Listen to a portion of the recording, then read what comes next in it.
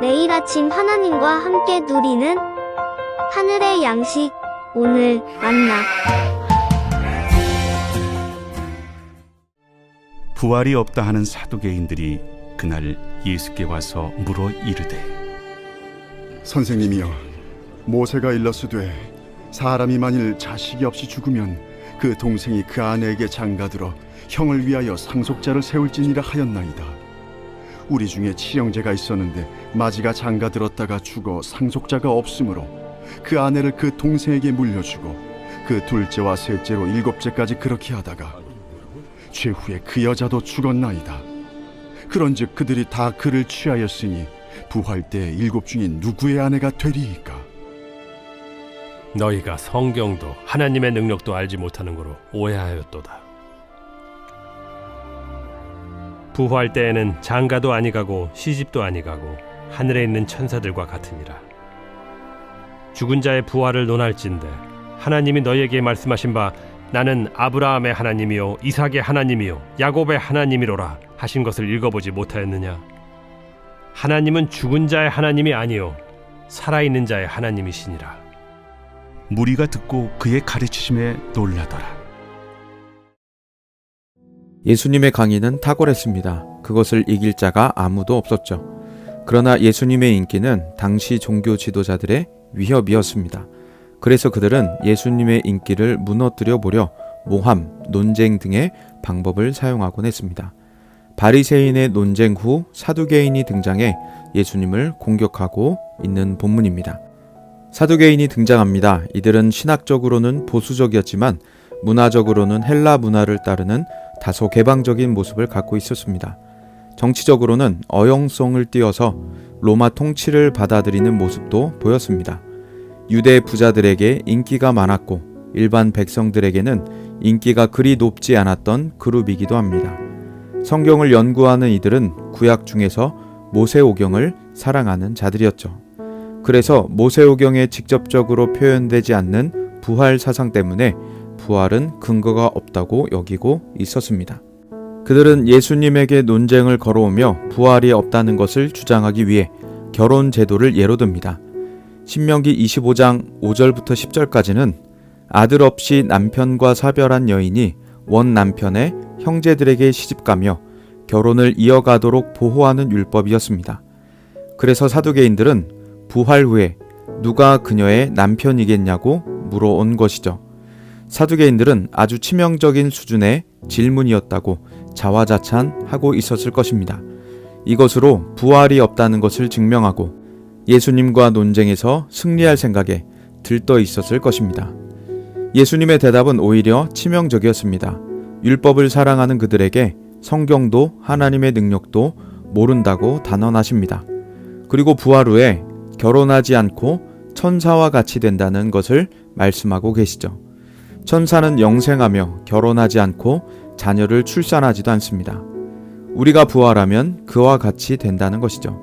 그래서 그들의 부활 후 누구의 아내가 될 것이냐는 논의 자체가 불필요한 것이라는 말씀입니다. 부활에 대한 논증을 이어서 하십니다. 출애굽기 말씀을 인용하며 아브라함, 이삭, 야곱의 하나님을 소개하죠. 이것은 살아있는 자의 하나님이시란 것으로 아브라함과 이삭과 야곱이 죽은 것이 아닌 살아있는 것임을 알리신 말씀입니다. 그래서 그들의 육신은 땅에 머물지만 영혼은 살아 하나님께 있다는 해석이 부활로서의 해석이 가능하게 되는 것이죠. 무리들은 예수님의 가르침에 놀라워합니다. 바리새인과 사두개인이 차례로 예수님을 이기지 못했을 뿐만 아니라 예수님의 가르치심이 탁월하셨던 것이죠. 오늘 본문에서 예수님의 온유하심을 발견합니다. 사두개인들은 성경을 열심히 펼쳐보는 종교적 열심이 있는 사람들입니다. 그런데 종교적 열심 중에 진리를 발견하는 영적인 지혜가 전혀 없었던 것이었죠.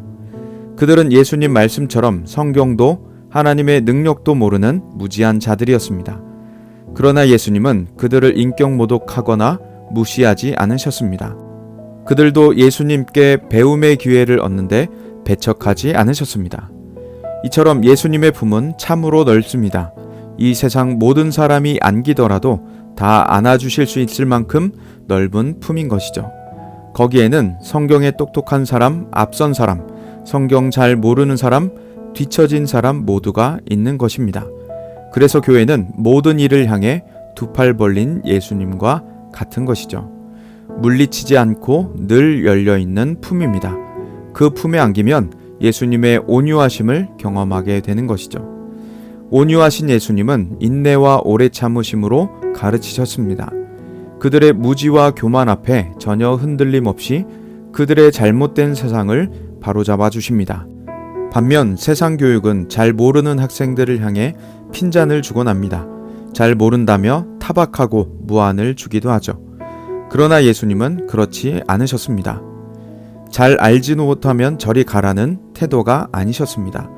사두개인과 같은 이들에게도 부활을 가르쳐 주십니다. 친절한 설명으로 진리를 소개하고 계시죠. 이처럼 교회는 진리를 가르치는 공동체입니다. 하나님의 진리를 배우고자 오는 이들을 물리치지 않을 뿐만 아니라 그들의 무지와 교만 앞에 겸손과 온유로 가르치십니다. 때로 사춘기를 겪는 것과 같은 사람들을 만나기도 합니다. 그러나 우리는 그때에도 기도하며 하나님의 겸손과 온유를 구하게 되죠. 성령께서 우리 마음을 주장하시고 감동하시며 예수님 닮은 인격으로 섬기고 가르치게 하십니다. 이처럼 교회는 칼빈의 소개대로 그리스도의 학교인 것입니다. 진리의 교육 공동체로 사람들에게 진리를 가르칩니다. 교회 내에 있는 교육부서의 선생님들이 바로 그 역할을 잘 해나갈 수 있도록 기도해 주시기를 바랍니다. 그리고 세워지는 순장님들이 예수님과 같이 가르치고 섬기도록, 훈련 사역을 맡으신 교역자분들이 예수님과 같이 가르치도록 함께 기도하시기를 바랍니다. 그래서 우리 교회가 지금처럼 하나님의 모든 말씀을 가르치는 바른 진리의 교육, 방법은 예수님 닮은 온유와 겸손이 있는 영광스러운 강의실들이 될 수 있기를 간절히 소망합니다. 이 일에 헌신된 우리 모두 스승 되신 성령님께서 오늘도 우리를 가르쳐 주시도록 기도하며 우리 마음을 다스리고 인도하실 수 있도록 내어드리기를 원합니다. 그래서 우리 마음도 예수님과 같이 겸손과 온유로 살아가고 예수님 닮은 인격으로 사람들을 대할 수 있기를 간절히 소망합니다.